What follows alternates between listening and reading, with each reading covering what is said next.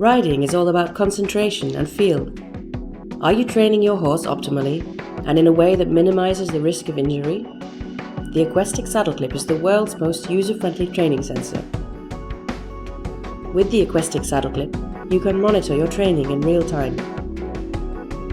How much time do you actually spend walking, trotting or cantering? How much do you train on the left or on the right rein? Are you aware of your preferred side, or are you overusing one rein? Do you ride enough transitions? Is elevation increasing and rhythm becoming more regular? Can you sense asymmetry in your horse? Measurement brings knowledge. The Equestic SaddleClip gives you the insight you need during your training. After each training session, Equestic analyzes the whole session and compares the data with previous training sessions. You gain a unique insight into the development of your horse's elevation, rhythm, and symmetry over an extended period of time. All the analyses can be shared with your trainer in order to help you reach a higher level of performance.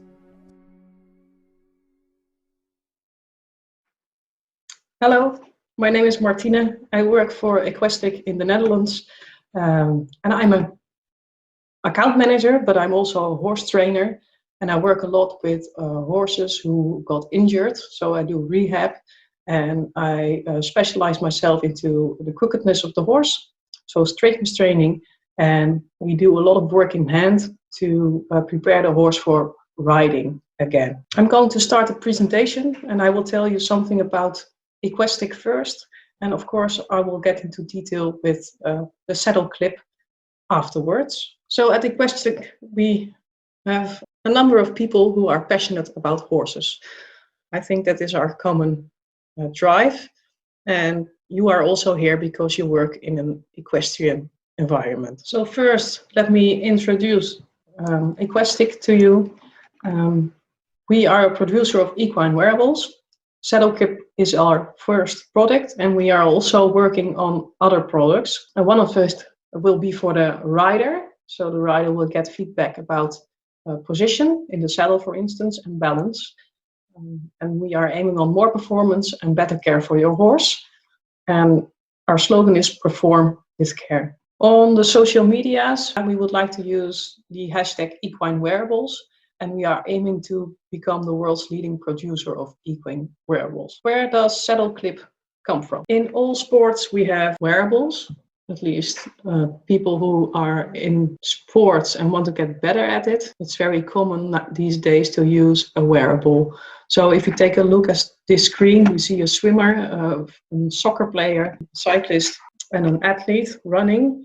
And they all use equipment to measure their training and their techniques with the aim of getting better at what they do. All riders have the same goal, and I hope so at least, and that is that their horse gets fit and healthy so they can carry the rider in a responsible way. A heart rate monitor is something what we call the first generation of wearables. SaddleClip does not measure heart rate, but measures a lot of other things during your training. And to measure is to know, and athletes perform better with objective measurements, and with SaddleClip we can now do that for horse and rider. So with the second generation of wearable in Equestic, you get a second generation of insight. So SaddleClip is a high-tech sensor. You clip it to the left side of your saddle, and it communicates with the app on your telephone, on your cell phone.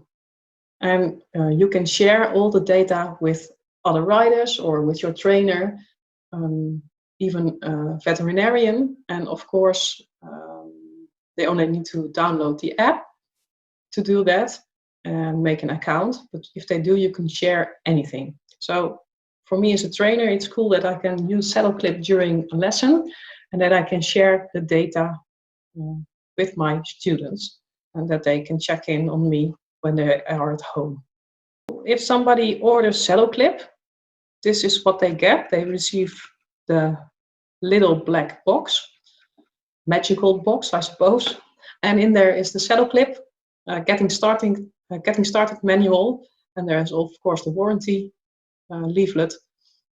They have a cable for charging the battery, and there is no charging block in it. So the block where this is supposed to go into, we did not put it in there because everybody has one, and we never ever get any questions about that. People are used to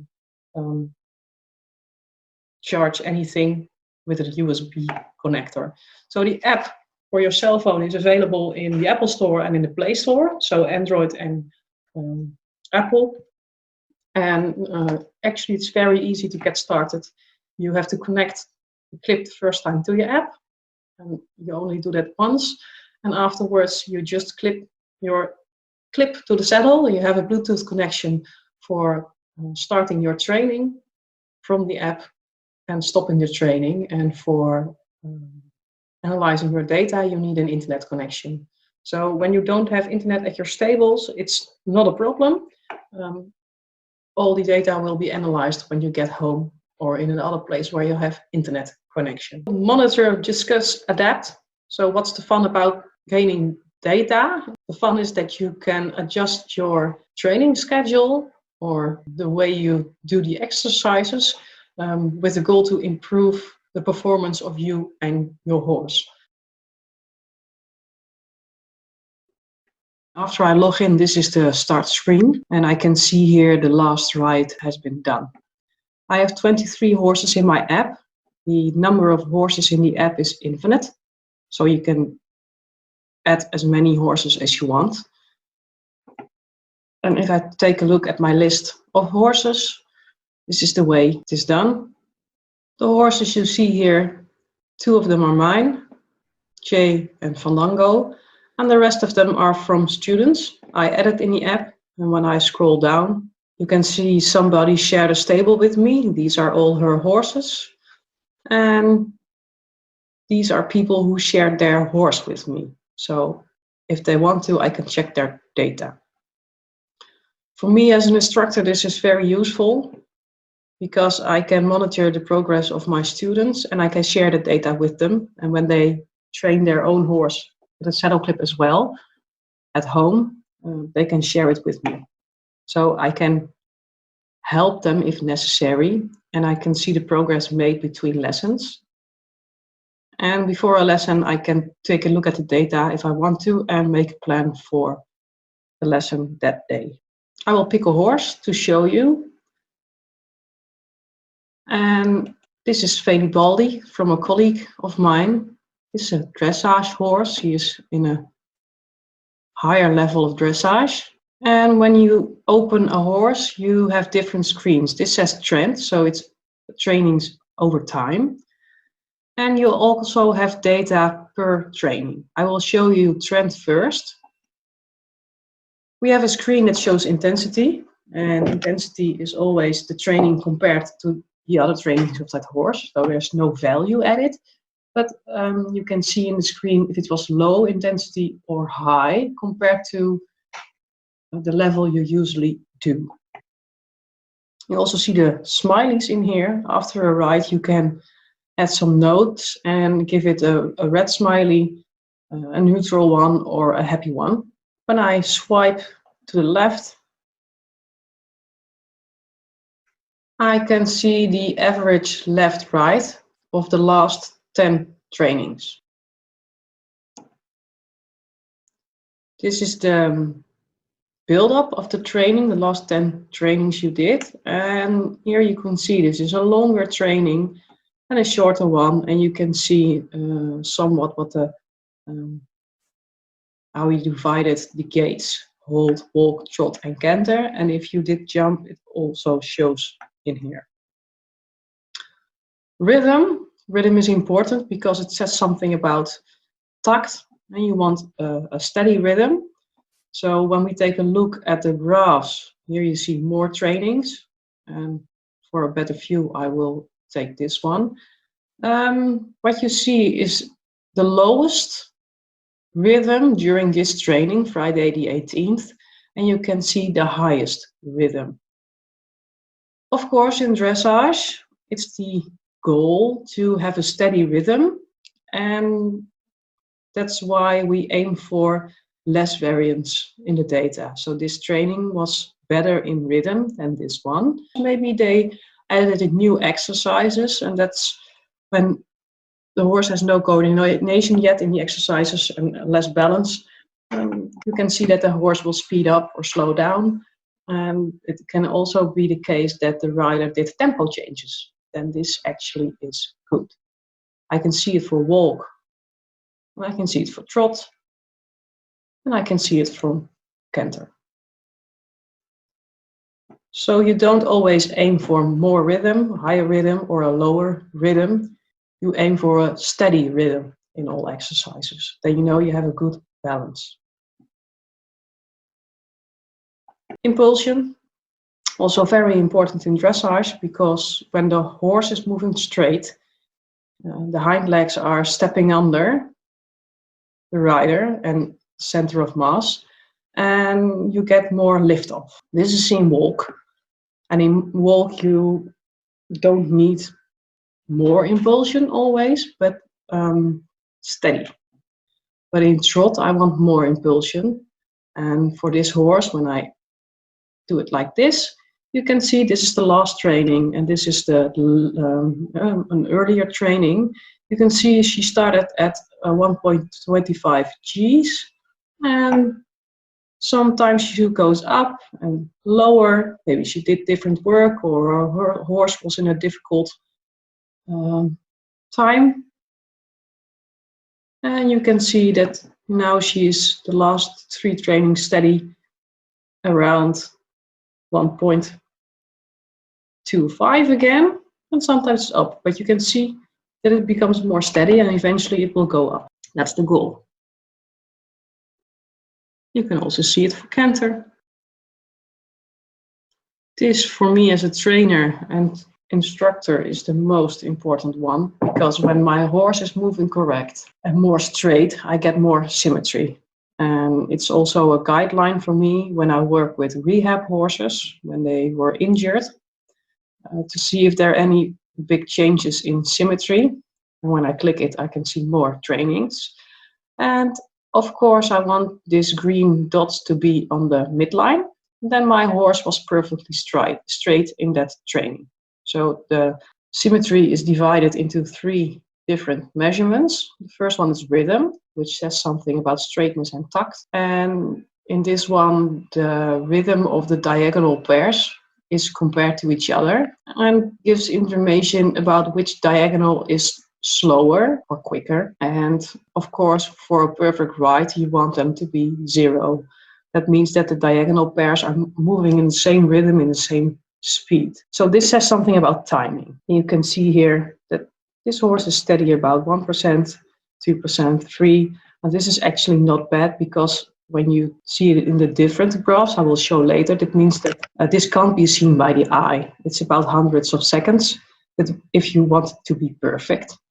And sometimes the difference even between winning or losing. This also says something about how comfortable your horse is with doing the exercises on both hands. Landing and push-off. I will take a look at landing first. With a landing schedule, we take a look at how hard, so with how many G-forces a horse is landing on his diagonals in trot.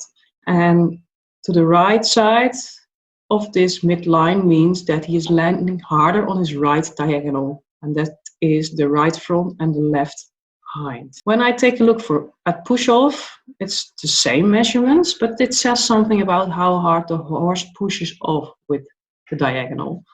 And here you can see that the left diagonal is pushing harder than the right. I already figured out that most of the time, in many cases, the push-off is determined by the hind leg of the horse, and the carrying hind leg is pushing harder in the direction you need for dressage. So straight upward forward, that's the direction SaddleClip measures. So the pushing hind leg of a horse pushes harder, but not in the direction we are measuring. Of course, you want the diagonals to push evenly and land evenly, because the goal of dressage is to keep the mass of the horse evenly divided all over 4 legs, to keep your horse safe and sound and healthy and working for you, hopefully, for a long time. And the last one in trend, I go to the calendar of this horse. Here I can see all the measurements, trainings for this horse, and I can go back in time as far as I would like to. It collects the data from the server. So in the screens we see the last 10 rides, but I can go back to each individual ride as far back as I would like. So I will pick this one, the 20th of July. She drew a neutral face. And when I click this, I can see the results per training. She didn't make any notes because otherwise it would be in here. And sometimes I put in here the kind of work we did, or if we started new exercises, introducing side movements, for instance. And after a training, you can see this. This is actually a screen you can see during training, so live.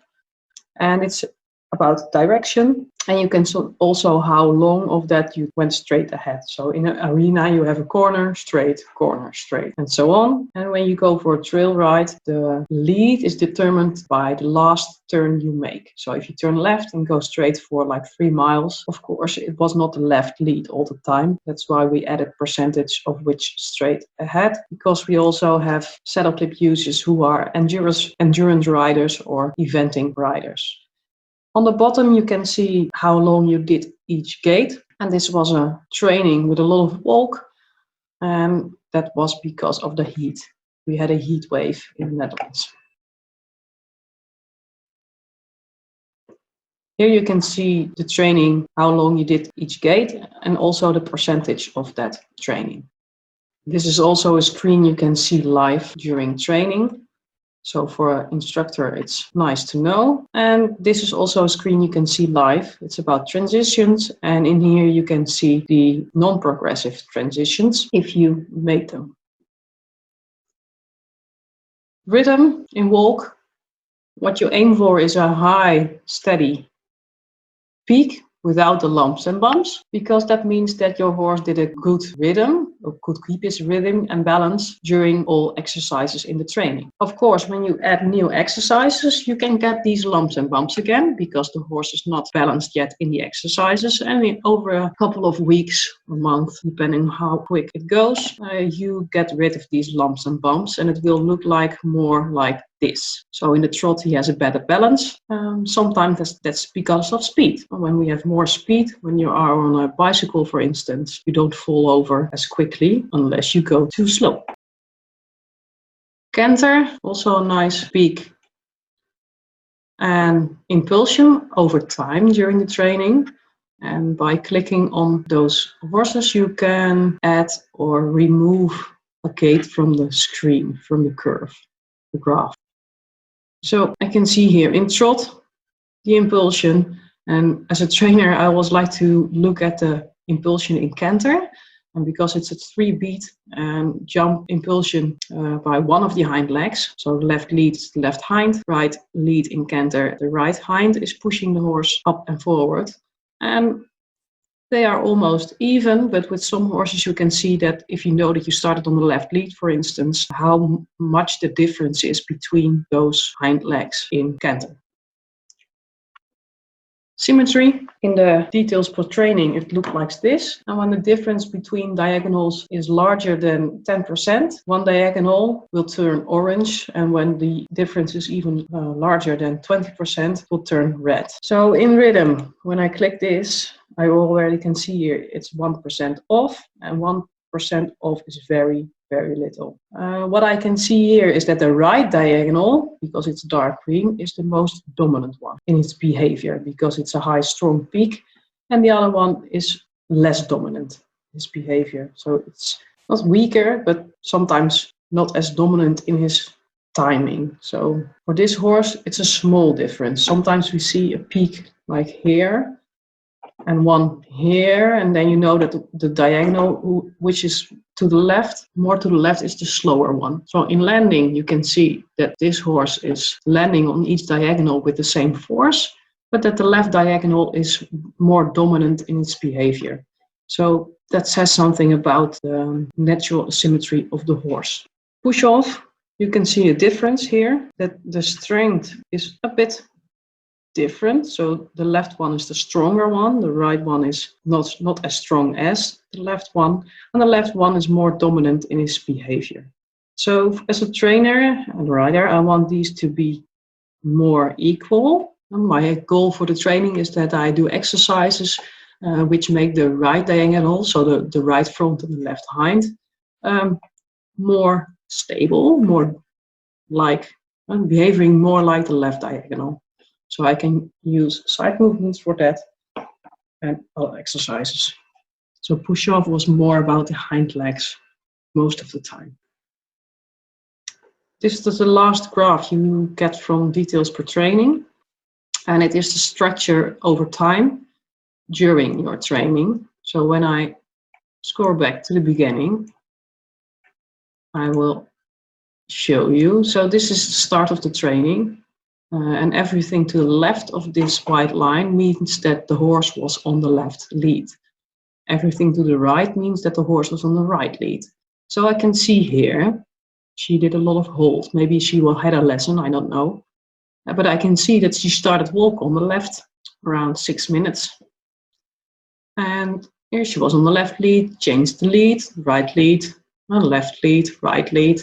So I can see how many times I changed lead if I want to. And I already told you it was hot in the Netherlands, so she did a lot of walk.